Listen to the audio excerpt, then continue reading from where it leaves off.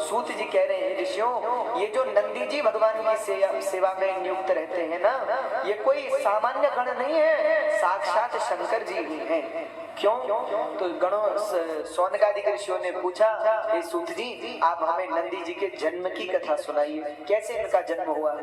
तो सूत जी सुना रहे हैं ऋषियों, पूर्व काल में एक ऋषि हुए, उन ऋषि का नाम था शिलाद। शिलाद नाम के एक बड़े अच्छे ऋषि हुए, उन्होंने बहुत तप किया। क्यों तप किया?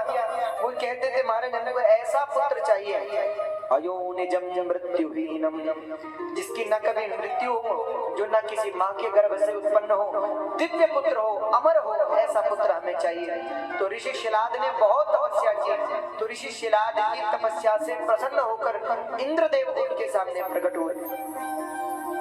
तो इंद्रदेव ने कहा, हे ईश्वर आप नेत्र खोले, मैं प्रसन्न हूँ, आप मांगो क्या चाहिए। तो महर्षि शिलाद ने कहा, अयोनिजम मृत्युहीनम, महाराज मुझे ऐसा पुत्र चाहिए, वरम मृच्छामि सुव्रतम, आप मुझे ऐसा वर दीजिए जिससे मेरे घर में ऐसा पुत्र हो जो अयोनिज हो, किसी माँ के गर्भ से जन्म लेने वाला ना हो, और मृत्युहीनम, जिसकी कभी मृत्यु ना हो, अजर अमर हो, ऐसा पुत्र हमें दीजिए। तो इंद्र जी ने कहा, बोले महाराज मृत्यु तो हमारी भी होती है, तो अमर हम कैसे पुत्र आपको दे दें, हम खुद अमर नहीं है, तो फिर हमें ऐसा पुत्र कैसे मिलेगा। बोले ऐसा पुत्र तो शिव जी ही दे सकते हैं और कोई नहीं दे सकता। तो अब ऋषि शिलाद ने कहा, तो देवराज आप जाओ, मैं शंकर जी की आराधना करूं। अब शंकर जी की आराधना महर्षि शिलाद करने लगे। जब कई वर्षों बीते तो कुछ वर्षों के बाद भगवान शंकर शिलाद के सामने प्रकट हुए। बोले शंकर भगवान की जय।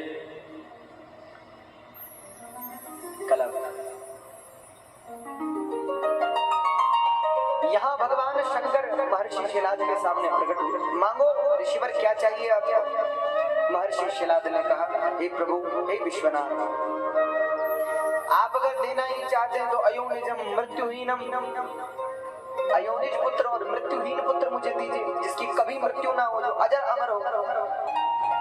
कहते तब इतना सुनते ही भगवान विश्वनाथ ने कहा, हे शिलाद, ऐसा पुत्र होना तो असंभव है,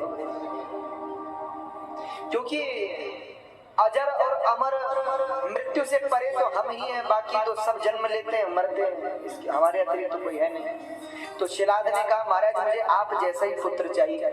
शंकर जी ने कहा, जी और समस्या, हम जैसा कोई है नहीं, हम जैसे हम ही हैं। तो बोले महाराज फिर आप ही मुझे पुत्र रूप में चाहिए। शंकर जी बोले तथास्तु।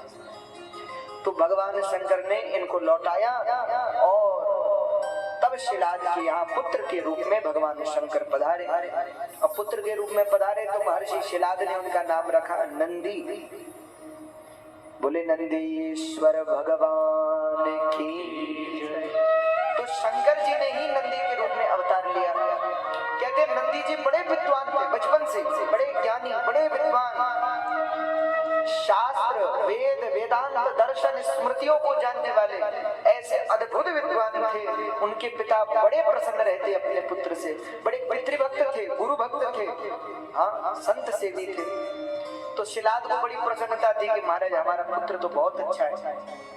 और देखो जिस माता पिता के घर में संतान अच्छी होती है, इससे बड़ा सुख और क्या होगा। माता पिता सबसे बड़ा सुख है। तो समय व्यतीत होने लगा और एक दिन भगवान शंकर की कृपा से मित्र और वरुण नाम के दो देवता ऋषियों का रूप धारण करके महर्षि शिलाद के घर में पधारे।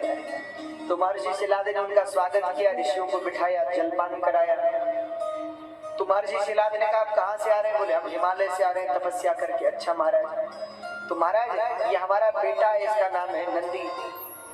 तो मित्र और वरुण ने कहा, बोले हमने इस बालक के बारे में सुना है, बड़ा तेजस्वी ओजस्वी बालक है। अच्छा महाराज इसका जरा हाथ देख दो। तो बोले ठीक है देख देते हैं। तो मित्र और वरुण ने हाथ देखा और हाथ देखकर कहा, बोले महाराज ये बड़ा विद्वान है, बड़ा गुणवान है, बड़ा पितृभक्त है, बड़ा गुरु भक्त है, बड़ा भगवत भक्त है, पर एक समस्या है। महाराज समस्या क्या है। बोले अल्पायु है, इसका जीवन ज्यादा नहीं बचा है, कुछ ही महीनों का जीवन, इसका कुछ वर्षों का जीवन बचा है। कहते हैं ऐसा किया कि मित्र और वरुण तो चले गए और महर्षि शिलाद रोने लगे कि मेरा इतना अच्छा पुत्र, इतना सुंदर पुत्र। तो नंदी जी ने पूछा कि पिताजी क्या बात है, आप रो क्यों रहे, दुखित क्यों है, क्या मेरी सेवा में कोई कमी है? बोले नहीं पुत्र, तुम्हारी सेवा में कोई कमी नहीं है, दुख बस इस बात का है कि आज ऋषियों ने बताया है कि तुम अल्पायु, अल्प समय में तुम्हारी मृत्यु होगी और मैं तुम्हारे बिना कैसे जीऊंगा। तुम जैसा सुपुत्र जिसके घर में जन्मा हो उसका घर तो वैसे ही धन्य धन्य है, इसलिए हे पुत्र मैं तुम्हें खोना नहीं चाहता। ऐसा कह के महर्षि शिलाद रोने लगे। तब नंदी जी ने कहा पिताजी आप रोइए मत, मृत्यु से भी मुक्त करने वाले भगवान शंकर हैं, मैं आज से भगवान शंकर की आराधना करूंगा और उनकी कृपा से अमरत्व को प्राप्त करूंगा। ऐसा कह के नंदी जी चल पड़े। वन में कठोर तपस्या नंदी जी ने की, कई हजार वर्षों तक तपस्या की और उस तपस्या से भगवान शंकर प्रसन्न हुए। शंकर जी ने कहा आज शंकर जी